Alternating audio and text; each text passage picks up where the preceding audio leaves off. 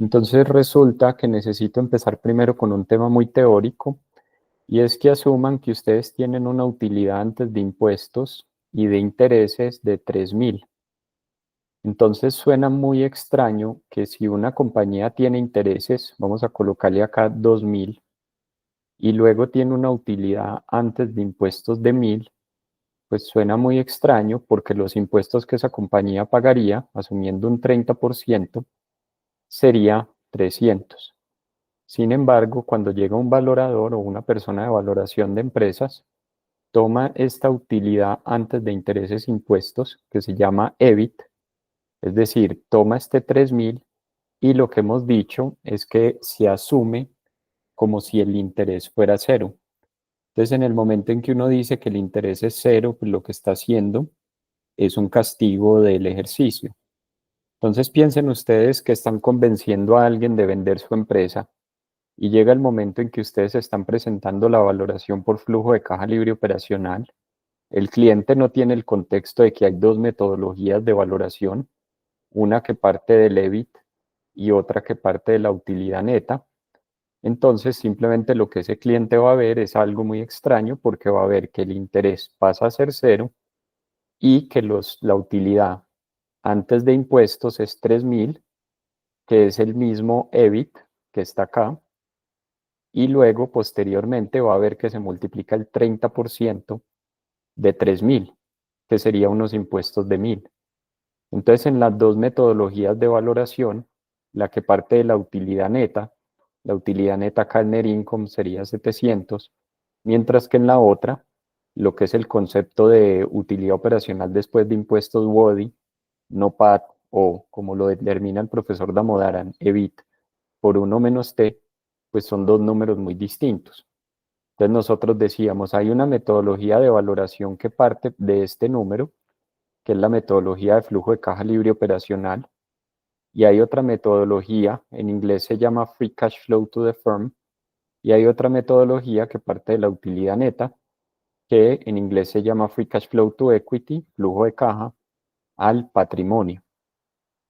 Entonces, cuando traemos a valor presente esta metodología, llegábamos directamente al patrimonio, al equity, mientras que cuando traemos a valor presente esta metodología, llegábamos al activo, Enterprise Value en inglés, y ya en lugar de restarle los intereses, le restábamos el valor presente de la deuda, la totalidad de la deuda, y llegábamos al equity con la hipótesis de que ambas metodologías llegan al mismo lugar.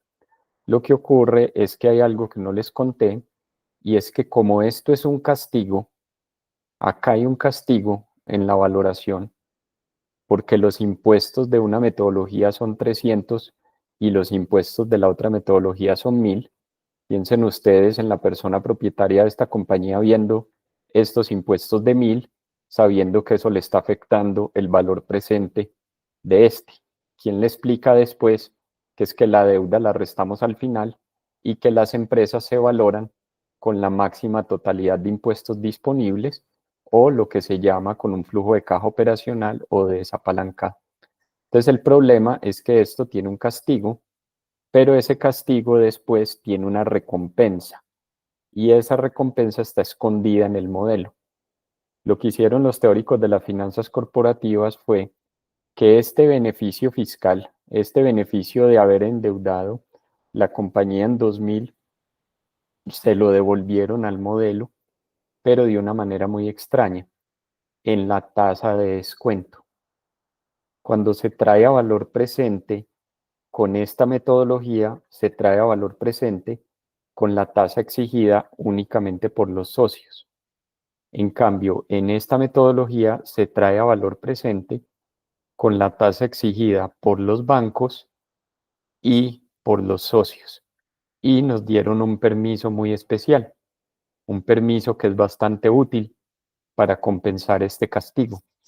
Nos dijeron que cuando fuéramos a traer a valor presente con una tasa de descuento que utilice los bancos, no utilicemos el interés pactado, sino que podemos a ese interés pactado con el banco, supongamos que es un 10%, también quitarle un componente muy importante de los impuestos.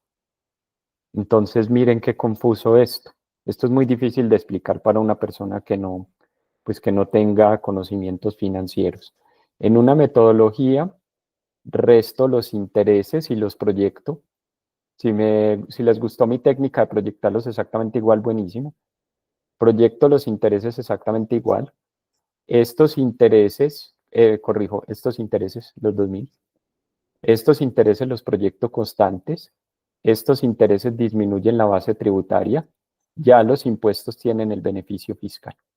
En esta otra metodología, que es la de flujo de caja libre operacional, esta, entonces finalmente lo que hago es que le borro el interés, quitémosle esta línea para no confundir, le borro el interés, pago la totalidad de los impuestos y después en la tasa de descuento, en lugar de utilizar, por ejemplo, 10%, utilizo 6.6%. Le disminuyo la tasa de descuento. Entonces aquí hay un premio. Entonces este esquema de premio y castigo no es fácil de explicar. Que en una metodología proyecto la máxima capacidad de impuestos posible, castigo, y luego en la tasa de descuento le coloco un premio.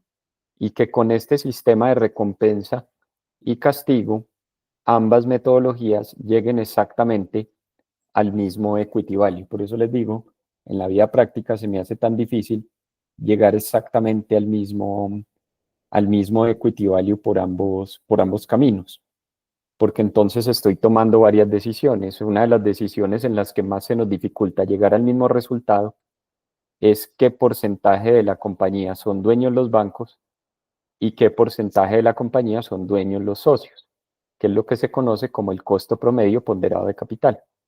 Porque si los bancos tienen 6.6 y los socios tienen 12, para llegar al mismo resultado, también tengo que escoger el porcentaje en el que estos dos se reparten los activos, que es el componente deuda sobre activo, patrimonio sobre activo. Y en ese porcentaje tengo que elegir estos montos. Entonces, por eso les digo, cuando nosotros decimos que ambas metodologías llegan al mismo resultado bajo un sistema de castigo y recompensa, pues muchas veces una de cada 10 nos funciona, 9 de cada 10 le colocamos una estructura de capital que no coincide, le colocamos un costo de interés que es muy bajo y esta metodología nos dio un 20% más que esta. Casi siempre, en la mayoría de ocasiones, este premio nos resulta mejor que el castigo.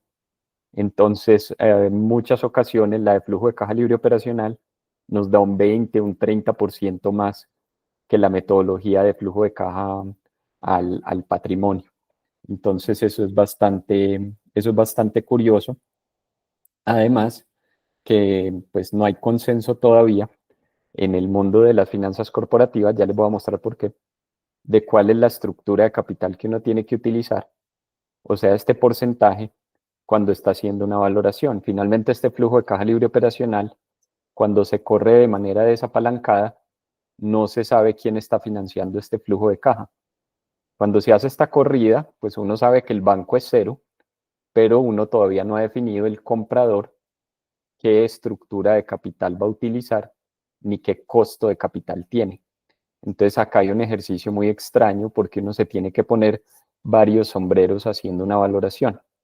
Durante la construcción del flujo de caja libre operacional se coloca el sombrero del vendedor y construye y simula la compañía solo en sus componentes operacionales, y después tiene la transición en la que uno dice, bueno, ya tengo un flujo de caja libre operacional donde está el valor presente de los activos con su flujo de caja libre operacional. Ya tengo una tasa interna de retorno TIR operativa, esto es un proyecto, el proyecto de comprar la compañía, y ahora me tengo que poner en el sombrero de un potencial comprador y mirar cuál sería su costo de capital. Entonces aquí en finanzas corporativas empiezan algunas personas a decir que estas estructuras de ponderación no son la de la propia compañía, sino la del mercado. Yo hice una encuesta en LinkedIn, no sé si ustedes han visto que yo hago normalmente encuestas en LinkedIn, Y en una encuesta que hice pregunté sobre estructuras de capital y me salieron resultados totalmente divergentes. Entonces, en este tablero que está acá, que acabé de rayar acá, es en lo que nos vamos a enfocar hoy.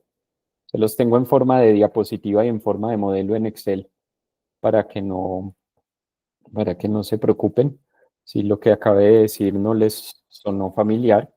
Lo que sí vamos a hacer es que vamos a trabajar el modelo. Buenos días, Oscar. Vamos a trabajar el modelo y vamos a estudiar muy bien estos dos factores que no son intuitivos ni son accesibles a todo el mundo. No todo el mundo conoce este factor K de por 1 menos T y no todo el mundo conoce la utilidad operacional después de impuestos. Nosotros sí, porque hemos ido introduciendo este concepto de EBIT por 1 menos T prácticamente desde la clase número 2.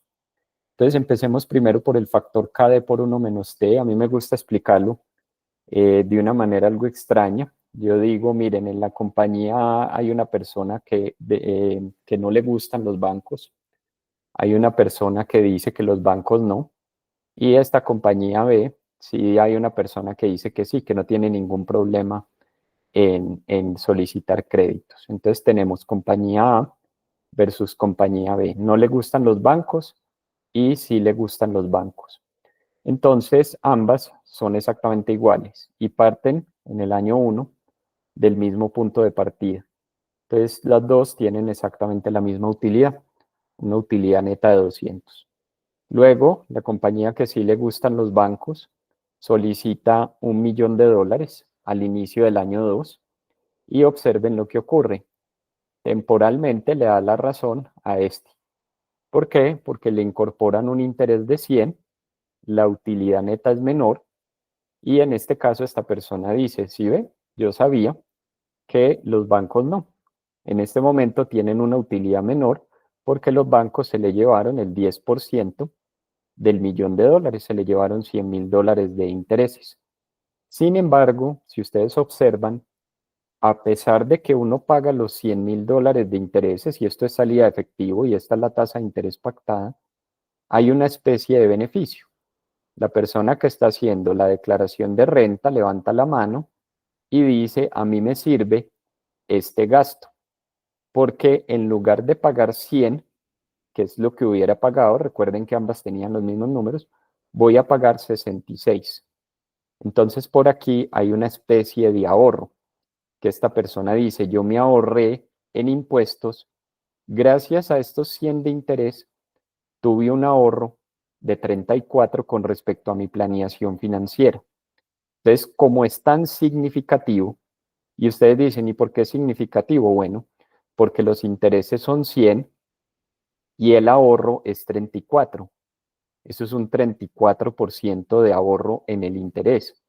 Entonces es bastante significativo.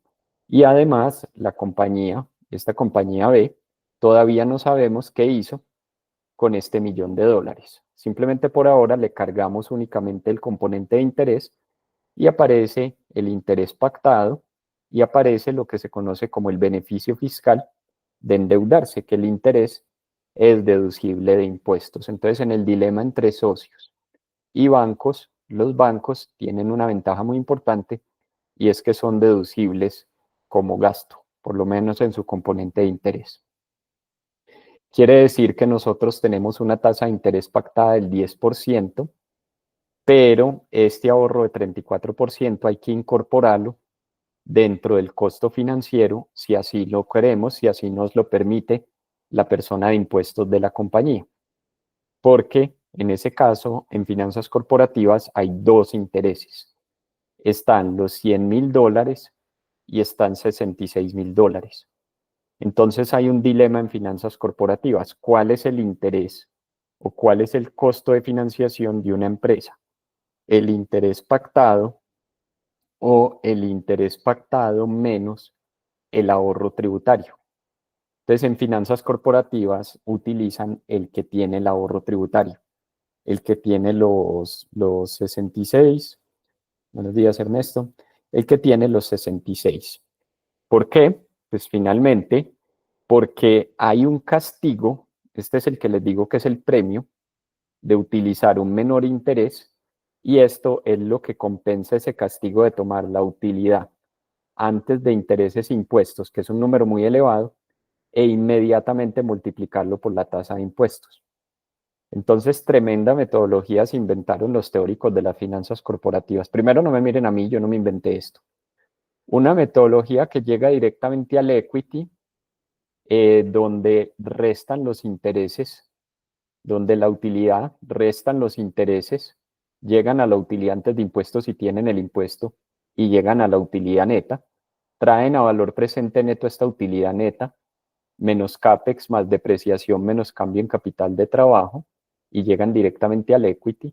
Y la otra, que toman la utilidad antes de intereses e impuestos, asumen que no hay intereses, entonces toman la misma utilidad antes de intereses e impuestos del inglés EBIT, la multiplican por la tasa de impuestos del país y llegan a un concepto que pues lo podemos denominar UOD, utilidad operacional después de impuestos, o podemos utilizar la ecuación que utilizaba Modern, que es EBIT por 1 menos T. Y después traen este menos CAPEX más depreciación menos cambio en capital de trabajo. Observen que estos tres componentes que están acá en esta rampita que estoy haciendo son los que utilizamos en el modelo. Haber cerrado ya PIG, balance y flujo efectivo es una gran noticia, porque ir a capturar esto es mucho más fácil. Haber estudiado esto en términos de entradas y salidas antes de hacer la valoración también es una gran noticia. Y de cierta manera lo curioso es que cuando traemos a valor presente este flujo de caja, llegamos a los activos, indiferente de quién haya financiado esto. Porque como estamos asumiendo interés cero, todavía no sabemos quién está financiando. Y cuando tomemos la decisión de quién está financiando, acá le vamos a colocar un interés que sea el interés más bajo entre el interés pactado y el interés con el ahorro tributario. Y se supone, se supone que ambas metodologías llegan al mismo equity value. La de traer a valor presente restando el interés sin el beneficio tributario en la tasa de descuento, esto se conoce como CAE, Cost of Equity, y este, que es el promedio ponderado del costo de capital, que se conoce como WACC, donde tomamos el interés con una especie de premio o recompensa con respecto a este castigo.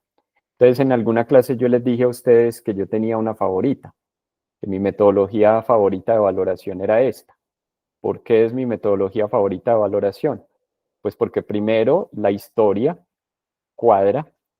Segundo, pues no tengo que explicar esto que les estoy explicando a ustedes. No sé cuánto tiempo llevo de clase ya explicando el factor I por 1 menos T, pero pues debo llevar fácil 10, 15, 20 minutos. Y tampoco tengo que explicar por qué utilicé el concepto de la UODI o la utilidad operacional después de impuestos, que no es un concepto que exista en la contabilidad de las compañías. Entonces, no solo en este tengo historia, sino que también tengo trazabilidad. Y eso para mí es una diferencia fundamental. Lo que pasa es que esta es la metodología más popular porque esta metodología dice, no, usted tiene que valorar en la compañía operativa, los activos, el valor presente del flujo de caja que los activos tangibles e intangibles tienen la capacidad de generar. Lo que pasa es que en consultoría usted también se tiene que preparar para explicar los resultados de lo que hizo. Entonces es mucho más fácil explicar un FCFE, flujo de caja al patrimonio, donde uno le dice, mire sus últimos 4 años de historia, mire sus próximos 4 años de proyección, y el valor presente es su valoración de compañía. Mientras que la metodología por flujo de caja libre operacional solo nos sirve para comunicarnos entre bancas de inversión. En la metodología de Free Cash Flow to Equity hay que quitarle la deuda total y sumarle el cash. Ahorita lo hacemos, Pablo. Pero vas por camino correcto. En la metodología de llegar al Enterprise Value hay que llegar a un puente entre Enterprise Value y Equity Value. Entonces, cuando nosotros llegamos a cuál tasa de descuento utilizar, miren que es muy significativa la diferencia, porque el pactado es 10%, mientras que este es 6.6%. Luego, si nosotros con este $1.000.000 asumimos que esta compañía generó 200.000 más de utilidad operacional, entonces esta compañía le puede ganar a la otra. ¿Por qué? Porque esta puede terminar con una utilidad operacional de 500, pagar el interés, pagar más impuestos y terminar con una utilidad neta superior y ir a robarse el personal de la otra compañía. Entonces, no solo esta consiguió recursos por el 6.6% equivalente, sino que invirtió los recursos al 20%, lo que se conoce en la academia como tasa interna de retorno mayor que el costo de capital WACC. Entonces, si uno hace una serie de años de estas compañías, la que solicitó recursos al banco, siempre que obtenga un retorno superior a este 6.6, le gana a la compañía B y se le puede robar a sus mejores empleados. Miremoslo acá, si el $1.000.000 se invirtió al 20%, logra una utilidad operacional de 200 y al final la compañía que gana es la que sí utilizó recursos del banco. Consiguió fondeo y financiación al 6.6 o al 10, cualquiera de las dos, pactado o pactado más beneficio fiscal o escudo fiscal, como lo quieran llamar. Logró un retorno del 20% marginal, adicional, y con este 64 más puede venir por aquí y robarse los mejores empleados que tenga esta compañía A. Entonces, bajo esa lógica, este va a ver cómo no haber utilizado el beneficio del apalancamiento puede llevar a que la compañía B en el mediano o largo plazo sea mucho más competitiva y además terminó en un mejor resultado. Por eso es que no es tan común ver compañías con deuda cero. Normalmente las compañías utilizan alguna función de estructura de deuda y ya luego viene, dentro del mundo teórico de las finanzas corporativas, la pregunta de si existe un óptimo, porque puede que uno se exceda con este beneficio tributario que está por aquí, si existe una eficiencia, si existe un no óptimo, o sea, si efectivamente lo que hay es que no es que haya un óptimo, sino que hay es un no óptimo, algo que no se debe hacer, o sea, una especie de rango de esto no se debe hacer y este sí se debe hacer. Entonces aquí estaría el no óptimo y por aquí estaría un rango óptimo.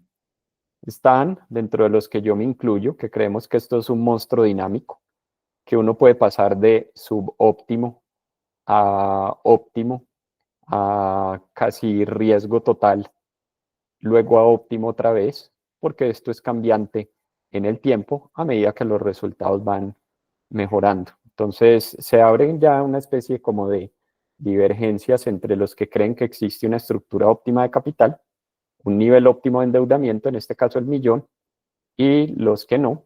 Yo soy de los que digo que esto es un movimiento dinámico y que mientras la tasa interna de retorno sea superior al costo de capital, pues algunas veces nos podemos mover entre mayor riesgo y menor riesgo, pero para mí lo más importante es que se cumplan los criterios que vimos en la primera semana, y es que el valor presente neto de un proyecto sea mayor a cero o que la tasa interna de retorno sea superior al costo de fondeo, porque eso me va a permitir que moverme entre un área ineficiente de capital hacia de una estructura ineficiente de capital, donde por ejemplo esté demasiado endeudado, a bajar a una donde ya esté muy poco endeudada, puede ser posible gracias a que el proyecto es capaz de ir disminuyendo la deuda, y en eso se abren bastantes debates, pero de carácter teórico.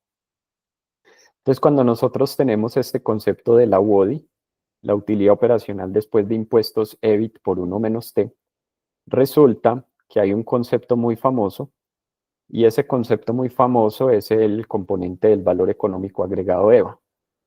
Y el EVA lo que hace es que se alimenta de este componente WODI o EBIT por 1 menos T, que es el que tiene el castigo, con los máximos impuestos posibles. Recuerden que esta ecuación que está acá es lo mismo que tomar EBIT menos el EBIT por la tasa de impuestos. Este es simplemente un factor común que hay acá, EBIT por 1 menos T. pero miren que aquí ustedes lo que están haciendo en esta ecuación es multiplicando la utilidad antes de impuestos por la tasa de impuestos máxima posible. Entonces lo que estamos viendo acá es que existe una metodología de generación de valor que toma EBIT por 1 menos T, es decir, incluye el castigo, y en la parte del denominador incluyen el capital financiero, que es la combinación entre el valor en libros de los socios, o sea, el patrimonio, más la deuda neta, que son los dueños de la compañía. Los dueños de la compañía son los bancos y los socios. Este neto es porque si debo 100, pero tengo 100 en caja, entonces los bancos simplemente están ahí por un tema de liquidez temporal, por no dejar la empresa en cero, pero el día que yo quiera pago totalmente esto. Entonces, este capital financiero que está acá se llama Return Over Capital ROC, y generar valor es que esto sea mayor al costo de capital promedio ponderado WACC. Pero en el costo promedio ponderado de capital WACC, cuando llego a la deuda, le tengo que colocar el interés con el premio. Le tengo que colocar el costo de deuda, pero no el pactado con el banco, sino el que es más pequeño. La esencia de la generación de valor por EVA marca registrada es cuánto exigen los socios de patrimonio, cuánto exigen los bancos con el beneficio fiscal. Se hace una ponderación, un promedio ponderado, por eso esto se llama en inglés weighted average. Se saca un promedio ponderado y ese promedio ponderado se compara para mirar si se genera o no se genera valor. Entonces, de alguna manera, cuando nosotros vamos por aquí, vamos a buscar Damodaran. Cuando nosotros buscamos acá Damodaran se refiere al return over capital, al ROC, como EBIT por 1 menos T, dividido el valor en libros del patrimonio más el valor en libros de la deuda neta. Revisen que se les abrió un micrófono que no sea accidental, o si tienen alguna duda o inquietud. Acá. Miren el ROC. Este es el retorno over capital que Damodaran nos presenta. Entonces, la esencia, y acá está el video, la esencia de lo que Damodaran nos dice es que las compañías que tienen un ROC muy grande, un retorno que van logrando una utilidad operativa WODI muy grande contra el valor en libros, son las compañías que más potencial tienen para crecer. Entonces, que cuando una compañía tiene un ROC muy bueno, un EBIT por 1 menos T, dividido deuda financiera más patrimonio, que es este video, por eso se llama Estimating Growth, tienen una mejor posibilidad de crecer. Y recuerden que la variable de crecimiento, el CAGR, Compounded Annual Growth Rate, o el TAC, es uno de los criterios que nosotros necesitamos para la valoración de empresas. El crecimiento o la variable growth es fundamental para elegir acciones en el mercado accionario. Existen otras metodologías para calcular retornos. Pues yo tengo más o menos 1, 2, 3, 4, 5, 6. La séptima es la que utiliza la Damodaran. Con lo que yo no estoy de acuerdo y nunca he estado de acuerdo es cuando las personas, y en internet me aparece mucho esto, toman la utilidad neta y la dividen contra el activo. Esto en valoración no se puede hacer, en valoración de empresas. Tomar el beneficio neto o la utilidad neta, si ustedes ponen return over asset en internet, les aparece beneficio neto, que es la utilidad neta dividido el activo. Y esto es una imprecisión, porque ¿cómo es posible que le esté restando el interés y tome este número 5 y lo esté comparando, ¿sí? Tome este número 5 al cual le afecta el interés y lo esté comparando con el pasivo que generó el interés en el denominador y el patrimonio, que es lo mismo que el activo? Entonces, esto en valoración de empresas se considera una imprecisión porque está comparando el enterprise value con el net income. Y nosotros, todo lo que sea en valoración de empresas, todo lo que sea del interés para abajo, lo comparamos ya contra el equity value. Consideramos que el pasivo, una vez recibe el interés, ya está satisfecho. En cambio, todo lo que sea de interés para arriba, o sea, de EBIT para arriba, lo podemos comparar contra el enterprise value, tanto el EBITDA como las ventas, como el EBIT.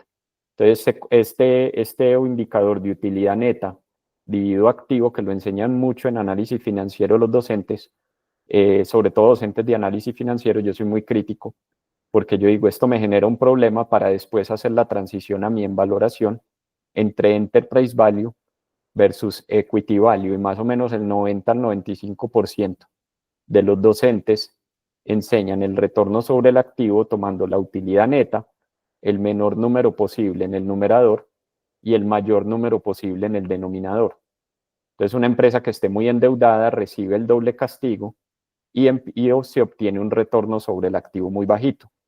Y puede ocurrirles que una empresa que genere valor destruya valor si utilizan esta metodología. Además, este ROA, yo no sabría contra qué compararlo, contra el cost of equity o contra el WACC. Entonces, cuando transicionamos a valoración de empresas, olvídense que todo el tiempo estamos mirando la consistencia entre el enterprise value y el equity value, y vamos a considerar que este indicador que compara la utilidad neta contra el activo es una imprecisión o un error de consistencia teórica. No, nosotros comparamos o la utilidad operacional contra el activo o la utilidad neta contra el patrimonio. Esto sí estoy de acuerdo que lo podamos hacer. Podemos tomar esta utilidad operacional y quitarle el componente de impuestos, también lo podemos hacer. De hecho, ese es el ROC que les acabé de mostrar. Y acá tomar deuda financiera más patrimonio, que es un equivalente al activo.